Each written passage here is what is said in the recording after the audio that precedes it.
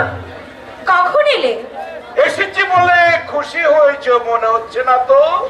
বসো, ওই একই ধরনের কথা শুনতে আর ভালো লাগে না। ভালো খবর কিন্তু আছে। লোক না দেখে শুনিয়েই দাও। খুব বড় একটা জলসার আয়োজন। বাঁচালে। বলিনি যে তোমার জীবনে সুখ দিতে পারি একমাত্র আমি। দেখো, জীবনে আমি চাই শুধু উত্তেজনা। থামবার একটু সময় চাই না, থামতে চাই না, ছুটতে চাই আমি উল্কার বেগে। তাহলে আমার সাথে তুমি ছুটে পড়ো, আমি তোমাকে এক নতুন জগতে নিয়ে যাব। তুমি? বিশ্বাস হচ্ছে না? না, তোমার চোখের কোণে নিষ্ঠুরতা নাচে, তোমার ঠোঁটে ছলনার চাপা হাসি। তুমি নাও মিলন, তুমি নাও।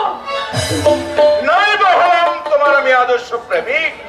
ছেড়ে দাও তুমি সমস্ত কথা, এখন জলসার কথা শোনো। মুর্শিদাবাদে গরু গম্ভীর লোক একটু থাকবে না, তাই নিরামিষে নাকি জলসার আয়োজন। নবাব তারা বিগ্রহদের নিয়ে মক্কায় চলে যাচ্ছে বুঝি? আরে তোর মধ্যে সিরাজের সেই সমতি কি কখনো হবে? তবে যুদ্ধে চলেছেন সবাই। আবার কার সঙ্গে যুদ্ধ? ষাঁড়ের সঙ্গে। আর জানো তো বোধ হয় যে ষাঁড়ের শত্রু বাঘে মারে। ওত পেতে বসে আছে। বাঘের আবার বাচ্চাও আছে। বাঘ সিংহাসনে গেলে সে শিয়াদা হবে ওই বাচ্চাটা। আর তখন কিন্তু তুমি আমাকে উপেক্ষা করো না। সিংহ যাকে না যায়, বাঘের বাচ্চাকে সে পোলতে করে দুধ খাওয়ায়, উপেক্ষা করে না। কথা শুনে তারিফ করতে ইচ্ছা হয়, তবে একটুখানি ত্রুটি রয়ে গেল। পণ্ডিত তো আছেনই, শুধরে দিন। সিরাজ, সিরাজ সিংহ নয়, সে শিয়াল। শিয়াল তাহলে সেই বাচ্চাও আসলে অন্য কিছু। আর বাচ্চাটা ও তো জাতেরই নয়, একেবারে ছুঁচো। কি তুমি আমাকে অপমান করছো? হায় বেরসি, কথা হচ্ছিল হেয়ালিতে, আবার বাস্তবতা কেন? হেয়ালি নয়, সত্যি যুদ্ধ। নবাব তার সৈন্য সামন্ত নিয়ে পলাশি চলেছেন। আর ওদিক থেকে আসেন ক্লাইভ মাদ্রাজের মধ্যবী।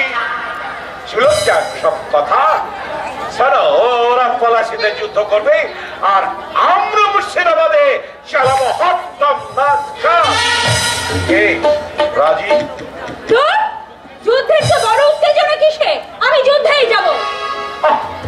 যুদ্ধের খবরটা তোমাকে দেওয়া বড় ভুল হয়ে গেছে। তুমি যুদ্ধে যাবে কি? তুমি না দিলেও খবর আমি ঠিকই পেতাম। ও নবাব নিজে সে তোমাকে খবরটা দিয়ে যেত? অসম্ভব মনে করো কেন? এক কাছা মুক্তর মালা পেয়ে অনেক আশা, তাই না? আমি তো বাদর নই যে মুক্তর কদর বুঝবো না। তাহলে কথাটা বলেই ফেলি, তোমার নবাব যুদ্ধ থেকে আর ফিরতে নাও পারে। সিন্নি চড়িয়েছ নাকি? না, কার ব্যবস্থা হয়েছে। আমি তো সঙ্গেই থাকবো, দেখি কার কোৎকা কে হাসায়। মুখে তুমি যত বড়াই করছো, মনটা কিন্তু ততটাই মুচড়ে যাচ্ছে। আর শুনে রাখো সুন্দরী, পলাশিতেই নবাবের সমাধি। কথা করছে কি মুখখানা যে কি গেল, চোখের কোণে জল। সন্দেহ হয়েছিল, আজ পেলাম তার প্রমাণ। নবাবের গলার মালা বুকেও জ্বালা পড়িয়েছে। ভুল বললে, যে মালা জ্বালা দেয় সেই মালা আমরা ছুঁড়ে ফেলি। সঙ্গে সঙ্গে প্রাণটাও। তোমার জলসা নিমন্ত্রণ আমি গ্রহণ করলাম। যুদ্ধে যদি না যাই, জলসা আমি জাতিয়ে তুলবো। এবার তুমি বিদায় হও। ক্ষতির কারণ।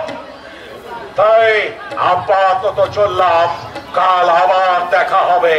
এখন সহজে চলে যাবে তা কিন্তু আমি ভাবিনি। সহজে যারা যায় ওই ফিরে আসার সহজ পথটাকে তারা খোলসা করে রাখে।